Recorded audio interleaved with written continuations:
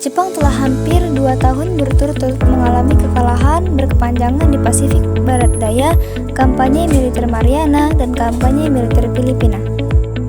Jepang sebenarnya mulai mengalami kekalahan sejak bulan Agustus 1942, namun mereka masih mampu bertahan dan selalu mempropagandakan kemenangannya meskipun berbeda jauh dengan kenyataannya.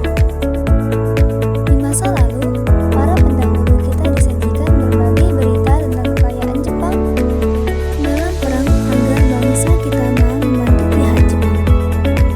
Pihak blok poros atau Axis yang berhalu fasis mengalami kekalahan di berbagai front dalam Perang Dunia II. Jepang semakin terdesak oleh kekuatan sekutu di front Asia.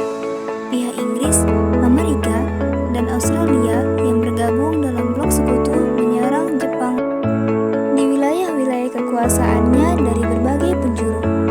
Jepang yang pada awalnya menerapkan strategi ofensif atau menyerang beralih pada strategi defensif atau bertahan.